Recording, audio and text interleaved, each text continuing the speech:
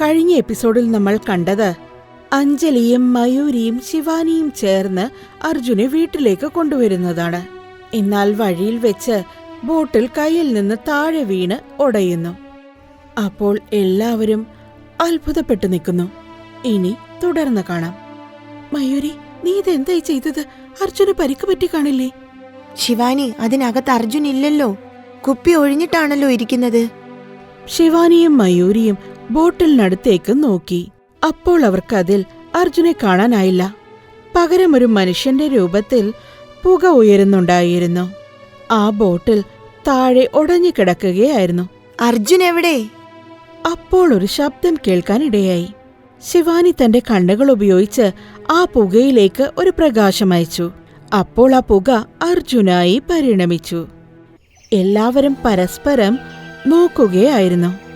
നാഗരാജാവേ, അവസാനം നീ ജയിച്ചു. ആ ദുഷ്ടൻ മന്ത്രവാദിയുടെ കയ്യിൽ നിന്നും നീ എന്റെ ജീവൻ രക്ഷിച്ചു. ശിവാനി അടുത്തേക്ക് ചെന്ന് അർജുനെ കെട്ടിപ്പിടിക്കുന്നു.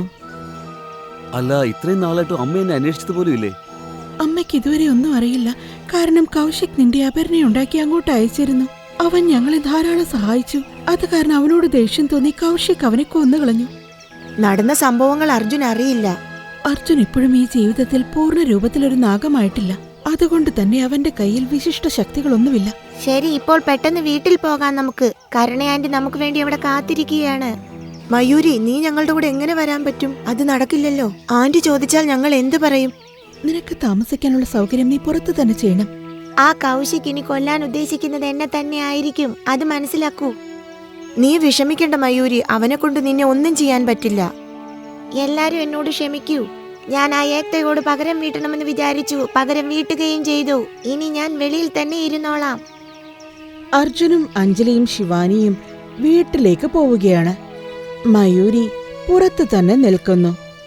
അർജുൻ ദിവസങ്ങൾക്ക് ശേഷം വീട്ടിൽ വന്നത് കാരണം അവൻ വികാരാധീനനാകുന്നു. എന്നിട്ട് കരുണ കാണുന്നതിന് മുമ്പായി തന്നെ അവനെ സ്വയം നിയന്ത്രിക്കാൻ നോക്കുകയാണ്. കരുണ ദേഷ്യത്തിൽ അകത്തുനിന്ന് വന്നു. നിങ്ങളെല്ലാവരും എവിടെ പോയതാണ്? ആന്റിയോട് പറഞ്ഞിട്ടല്ലേ പോയത്? അപ്പോ ഒരിടത്ത് പോയിട്ട് തിരികെ വരാൻ ഇത്രയധികം സമയമെടുക്കുമെന്നാണോ? ഞങ്ങൾ ഞങ്ങളുടെ കുട്ടിക്കാലത്തെ ഫ്രണ്ടിനെ കണ്ടു. അമ്മയ്ക്ക് എന്ത് സംഭവിച്ചാലും എന്താ? നിങ്ങൾക്ക് കൂട്ടുകാരെ കാണുന്നതാണല്ലോ അതിലും പ്രധാനം. അതുപോലെ ഈ അർജുൻ, അവൻ എന്നെക്കുറിച്ച് യാതൊരു ചിന്തയുമില്ല.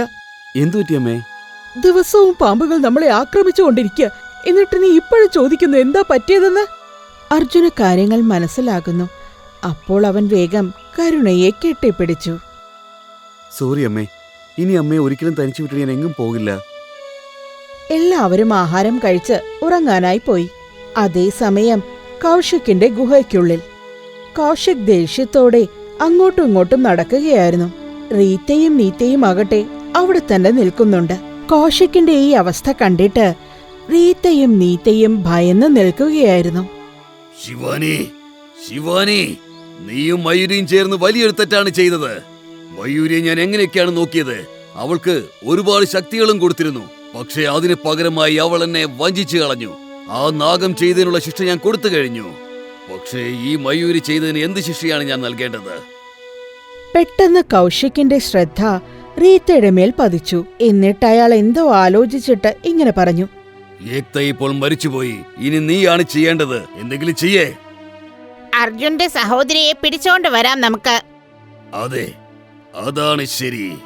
അങ്ങനെ അർജുൻ സ്വയം ഇവിടേക്ക് എത്തിച്ചേരും. അവന്റെ പിന്നാലെ ആ ശിവാനിയും ഇവിടേക്ക് വരും. ഇത്തവണ എന്തായാലും അവർക്ക് നമ്മുടെ കയ്യിൽ നിന്ന് രക്ഷപ്പെടാനാകില്ല. റീത്ത അർജുന്റെ വീട്ടിലേക്ക് എത്തിച്ചേരുന്നു. എന്നിട്ട് പീഹുവിനെ കിഡ്നാപ്പ് ചെയ്ത് ആ ഗുഹയ്ക്കുള്ളിലേക്ക് തിരികെ വന്നു.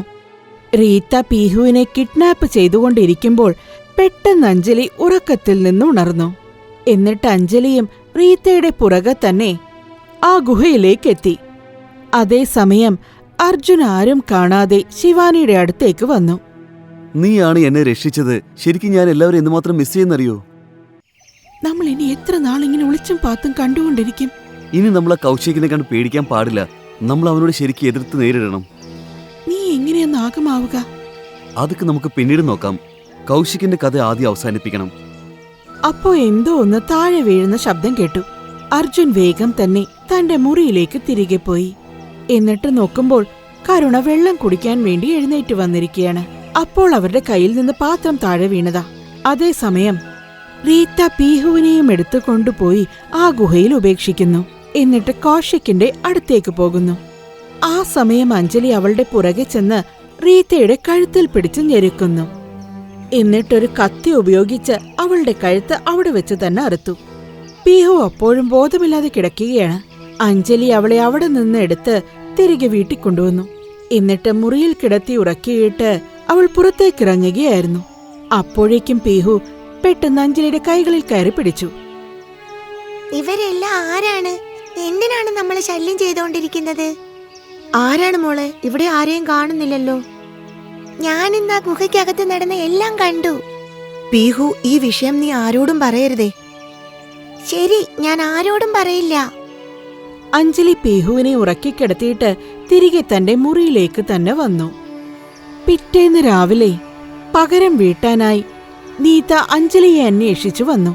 എന്നാൽ അഞ്ജലിയെ ഒന്നും ചെയ്യാൻ അവൾക്കായില്ല. ശിവാനി അവളെ ഇടയ്ക്ക് വെച്ച് തന്നെ തടയുകയും ചെയ്തു. രണ്ടുപേരും പരസ്പരം പോരാടാൻ തുടങ്ങി. നിന്റെ സുഹൃത്തിനെന്തായാലും മരണത്തിലേക്ക് അയച്ചു കഴിഞ്ഞു. ഇനി നിന്റെ അവസരമാണ്. ഞാൻ പകരം വീട്ടാൻ വേണ്ടി വന്നതാണ്. മാറി നിന്നോ എന്റെ വഴിയിൽ നിന്ന്. അഞ്ജലിയുടെ അടുത്ത് എത്തണമെന്നുണ്ടെങ്കിൽ ആദ്യം നീ എന്നെ വിജയിക്കേണ്ടതുണ്ട്. നീത തന്റെ നാഗിനിയുടെ രൂപത്തിലേക്ക് മാറുന്നു.